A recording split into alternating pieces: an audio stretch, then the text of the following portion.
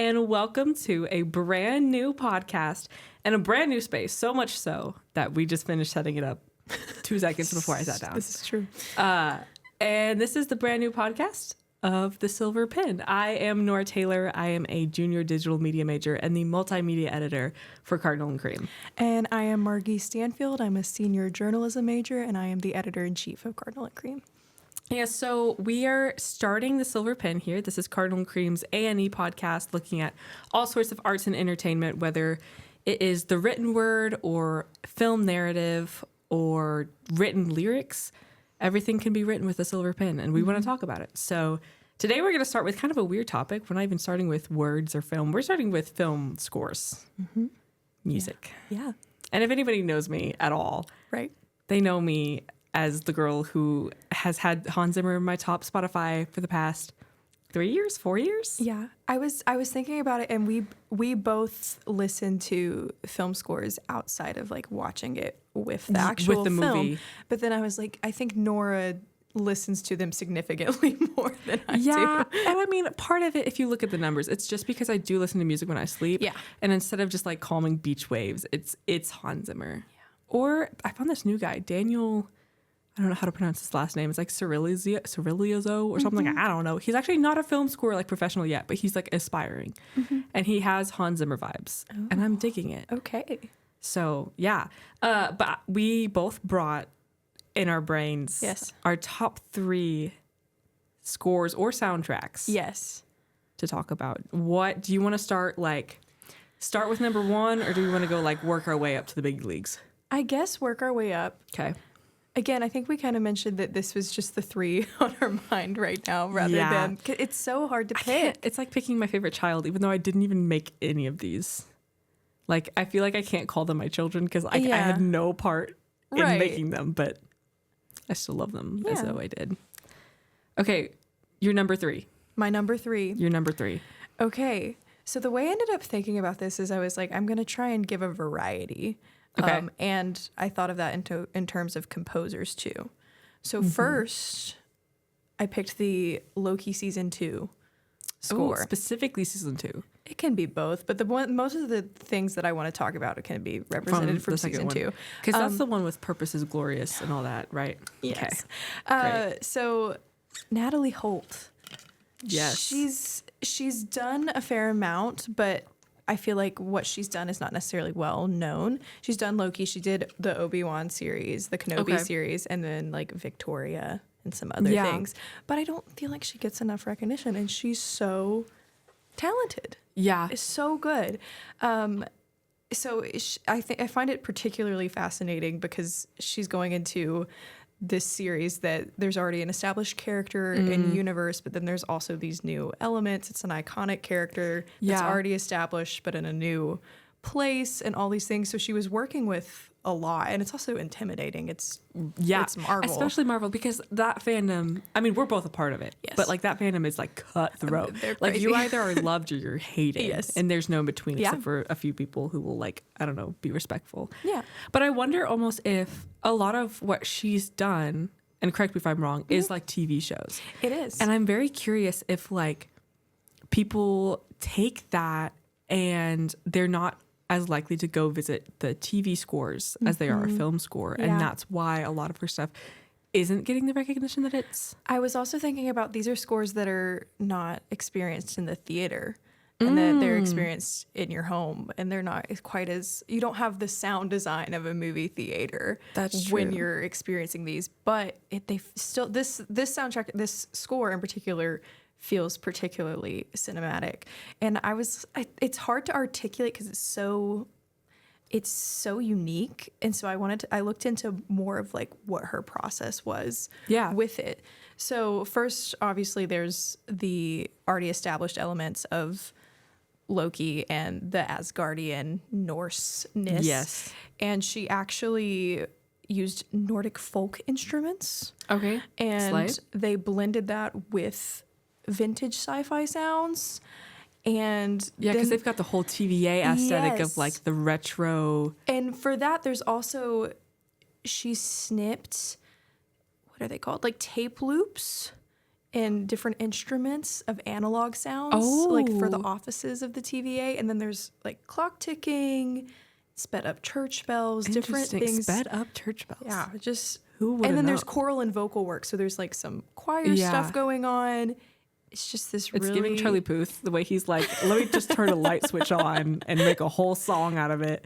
And then it's just weird because it's all these different elements, but it works. And I think it just blends everything very well. So specific songs that I'm thinking about, of course, just the main title and the Loki green theme, just this really iconic, you're going to recognize it. It carries this gravitas that you kind of have throughout the whole show. And it also blends into, you have the music come up again and you'll have little notes of that original theme come up in particular moments.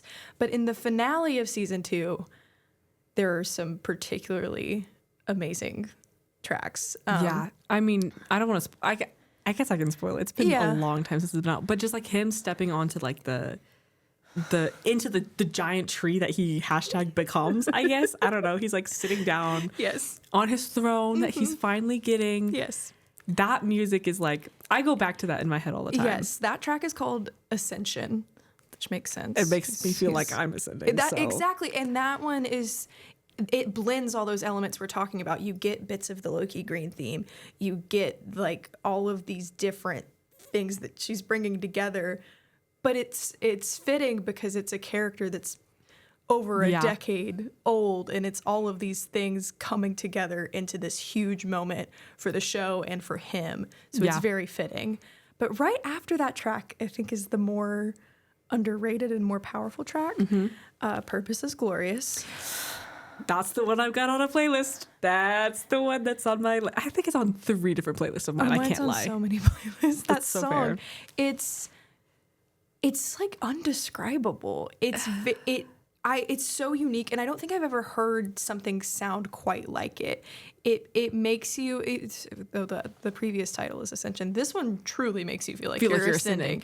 It's just vast and stretching, and it's just beautiful, breathtaking. It's one of those songs that like fits exactly what I'm looking for personally in a piece of music from a film score.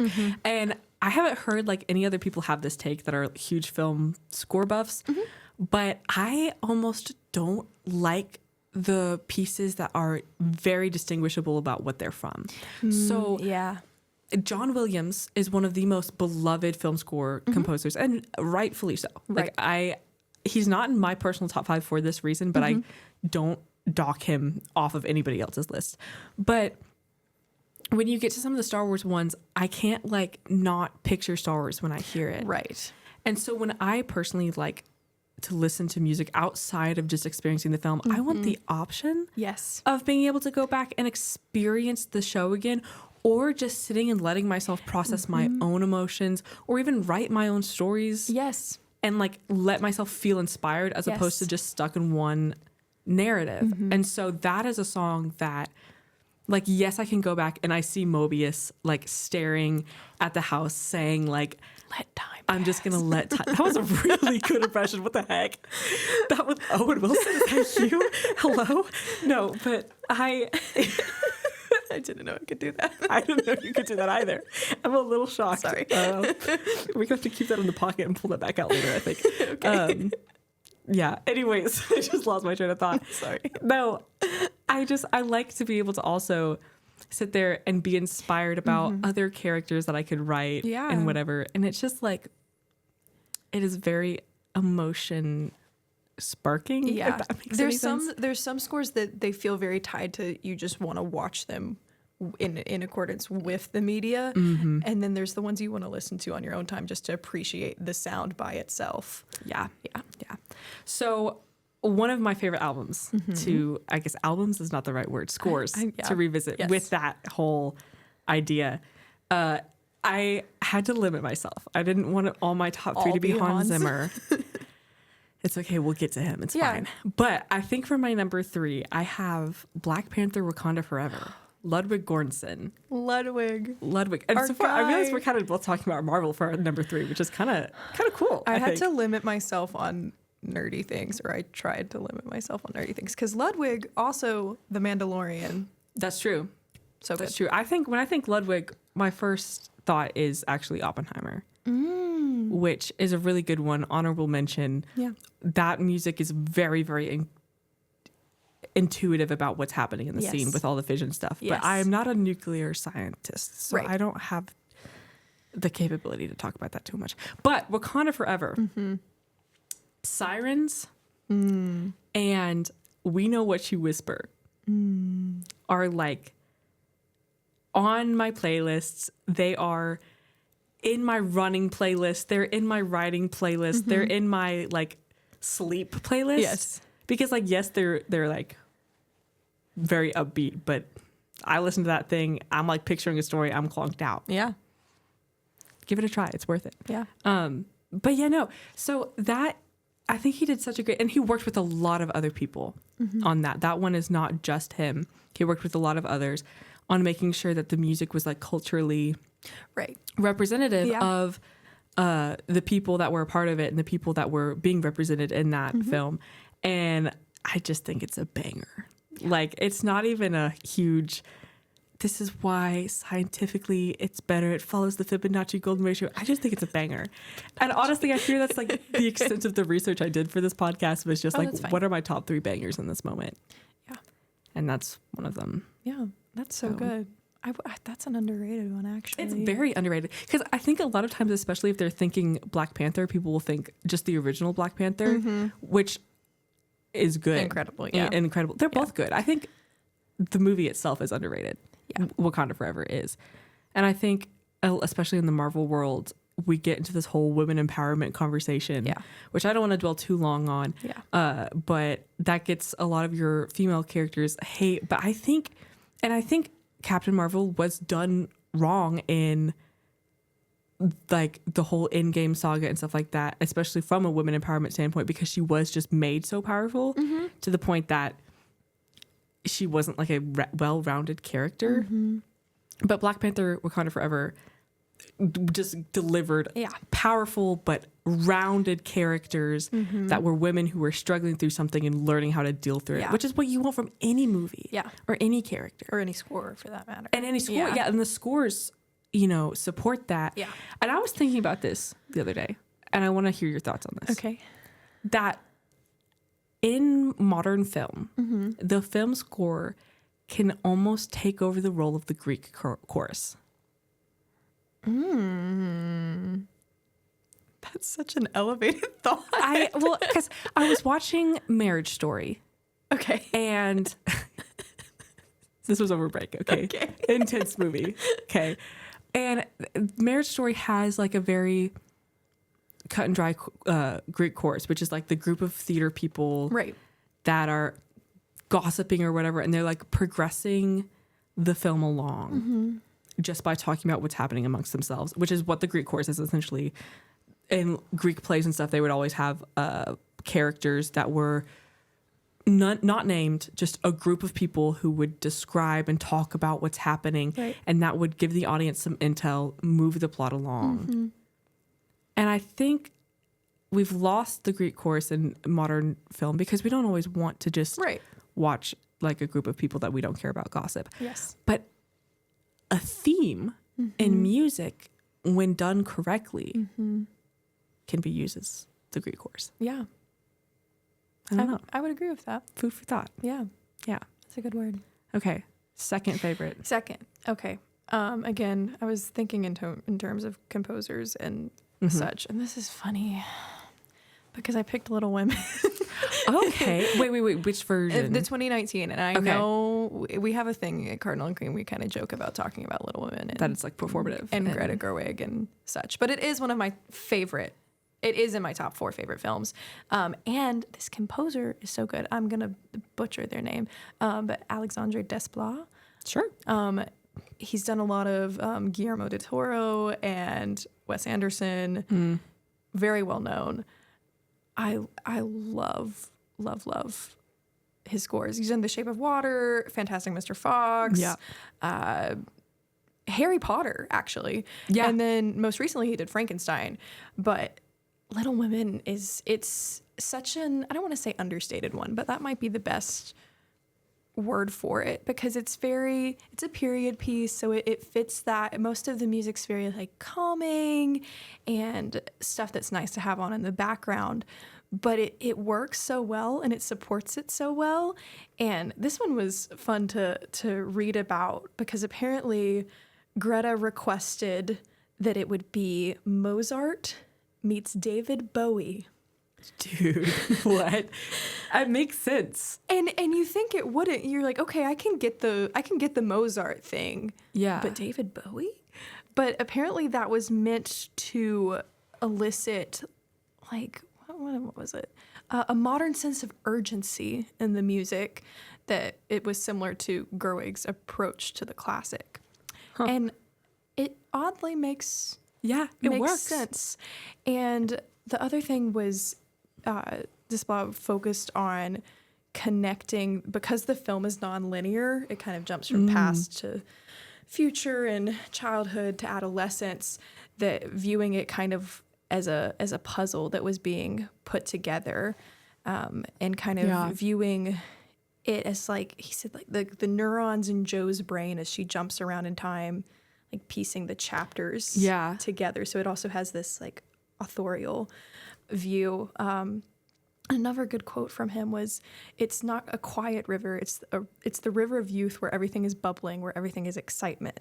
And he also used 2 pianos, so that there's 4 hands playing on the piano. So it's like the 4 sisters. Yeah. And I just think it's really lovely. Really cute. I love really it when there's lovely. like thoughts like that that get put into something. Yeah. Everything he does, I really enjoy, but that soundtrack in particular is one that I'll, like you were saying, that one more so I'll like read or write or sleep to. Yeah. I didn't watch that movie until this past Thanksgiving, actually. So good. And I was not expecting to like it. Yeah. Just because in the past I haven't been a huge Greta Gerwig fan, not because like I think her stuff is bad, but because it just doesn't really align with, or like it just like doesn't fit my vibe. Your taste, a lot of times. Yeah. But I thought it was really, really lovely, actually. That's my favorite Greta film. And something interesting she said about it was, at a certain point, I just knew we were making a musical without songs. Oh, yeah. Which is funny. I do be quoting Timothée Chalamet's, "We gotta have it out, Joe. We gotta have it out." I've known it since I've known you. I've loved you since I've met you. I've loved you ever since I've known you. I have a shirt that says "It's no use, Joe." Do you know that? No. Yeah. It doesn't surprise me, though. It checks out. It's funny, though, that when I saw that quote, she said, "I knew we were making a musical without songs," because a lot of my top films are true musicals. La La Land, Beauty and the Beast, which I felt like I couldn't include in here. But it's funny to me that even a film that's not a musical, that the director said that about it. It's like, checks out. Yeah. I mean, I thought when I was like picking my top 3, it was like struggling to pick them, because there's like both soundtrack and scores. And the difference is like soundtrack you can pull in other music, and scores is like all original. Right. And so I was like, do musicals like they are scores, because they're original music written for, unless it's a jukebox musical. Oh my gosh, is a jukebox musical have a score or a soundtrack? Whoa. I have no idea. This is such a great question that I think I'm going to need to sit on. Yeah. And I'm going to do so for the foreseeable future. Okay. My number 2. Okay. So in my top 1 and 2, they're essentially equal with each other. Okay. And I was battling it out. But I think my second has to be Interstellar, because my top 2 are Hans Zimmer. I can't lie. It's okay. I limited myself to the greatest ability that I could, but I failed. But Interstellar is one of my favorites, just in the quality of its writing for the sake of the film. It's one of those that I don't often go back to by itself, because the music is all a little too similar to each other. You know, the theme is like present in almost every single piece that you are listening to throughout it. But I love the story of how he wrote it. And Christopher Nolan came up to Hans Zimmer. And for starters, magic happens when Christopher Nolan and Hans Zimmer collide. I mean, Interstellar, Inception, Dunkirk, The Dark Knight, Batman, hello, arguably one of the best Batman out there, arguably. Anyways, except for Lego Batman. And I've written a piece on that, so you can go read that. What would you say? I've written a piece on that. No, but what about, what was the hand thing? Disposable Oh, thumbs? okay, guys, listen. If you read my piece 2 days after after it was published, you caught the fact that I said disposable thumbs and not opposable thumbs. And this is not the first time I've made that mistake in my life, but it's fine. Because you know what? In the wise words of Hannah Montana, everybody makes mistakes. Everybody has those days. So truly. Anyways, so back to Christopher Nolan and Hans Zimmer. So Christopher Nolan knew he wanted Hans Zimmer to write the music for Interstellar, because duh. And so he came to him and he basically handed him a script that was like a page or two long. Okay. And it was just Murphy and the main guy. Oh my gosh, what's his name? I don't know. I haven't seen Okay, we're gonna fix that. It's okay. I still love you. I haven't seen Inception or Interstellar. Okay. Okay. Full transparency. I appreciate your honesty. I do, and we're gonna work on this later. Okay. You know, we're gonna take care of it. Take a break from X-Men and Yeah. Well, the order will be Interstellar, Days of Future Past, and then Inception. we're also watching X-Men together for context. Because she hasn't seen any. Well, she's seen like snips. I've seen snips. Snips. Okay. Sorry, go on. Anyways, oh my goodness. So Christopher Nolan gave him like a scene of dialogue between someone named Murphy and then whatever Matthew McConaughey's character's name is. And Hans saw it and he was like, oh my gosh, this like reminds me of, it was either him and his son or him and his father. And so he just wrote this piece and he like got this sense of almost like religion involved in it, which Interstellar can be very religious if you think about it. Like it's very scientific, but then it also has this whole like vibes of taking a step of faith. And so because of that, he was like, okay, I'm going to write this for church organs. Goodness. Chorgans? Church organs? Church organs. Okay. And he wrote the theme and it's like phenomenal. And that's why it's like present in every single one. I need to listen. It's really good. Cornfield Chase is my favorite. Oh, I just touched the mic. I feel like I've heard the name of that track. Probably because I've played it for you before. Probably. Or at least talked about it. Because it's one of my favorite. It was like when I was first getting into Hans Zimmer, I would listen to the This Is Hans Zimmer playlist on Spotify. And I didn't even like put it on shuffle. And so it was always Time from Inception and then Cornfield Chase from Interstellar. Those were the first two songs. You've seen Hans Zimmer live, right? Yes, I have. Oh my goodness. Dude, let me tell you. Great experience. Yeah. He almost didn't play Time.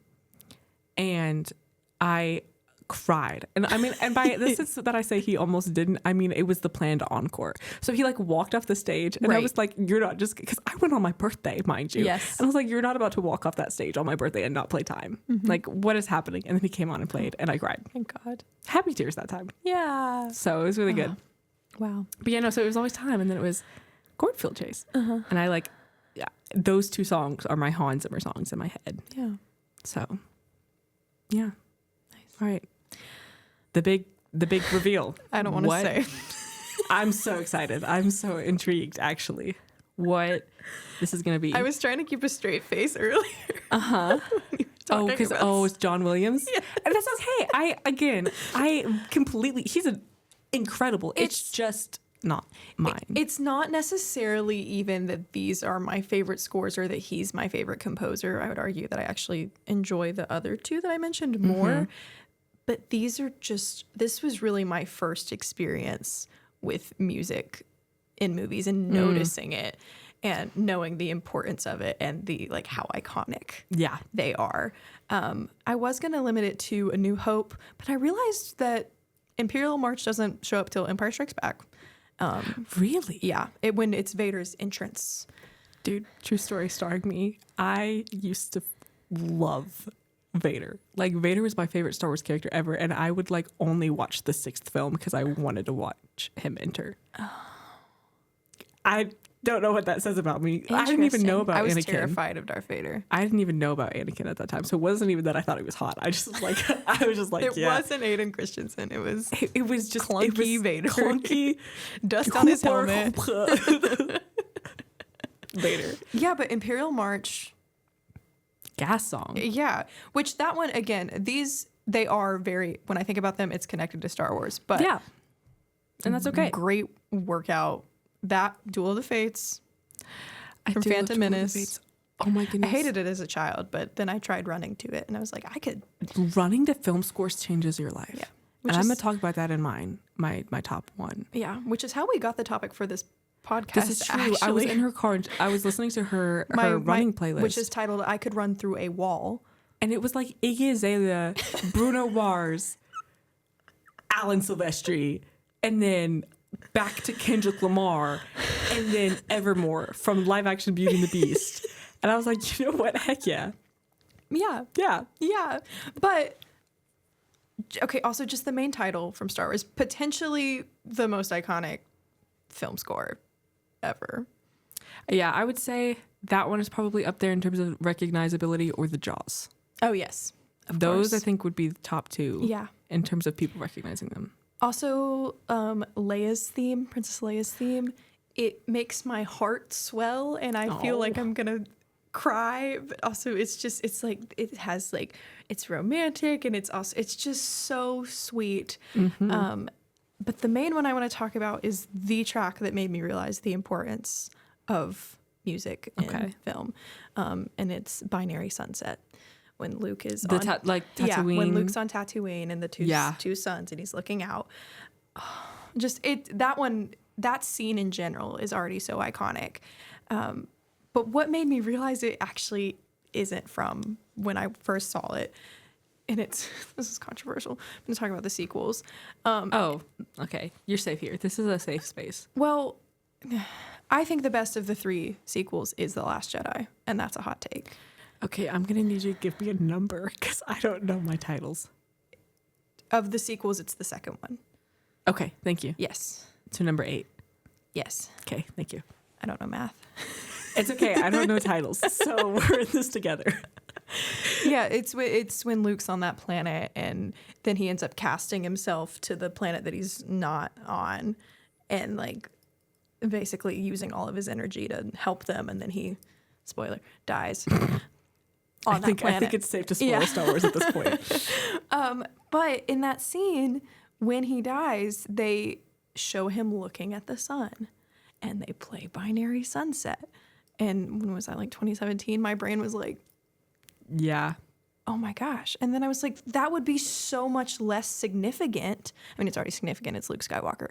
But if that theme wasn't already established and then came back, the emotional level of that just kicks up so much because it makes a connection between those two moments. Yeah, and it's so full circle and beautiful. Shout out film scores. And that was when I was like, wow. That you don't always notice they're there, but if they weren't there, it'd be awful. You'd realize the impact and what it was missing. Yeah.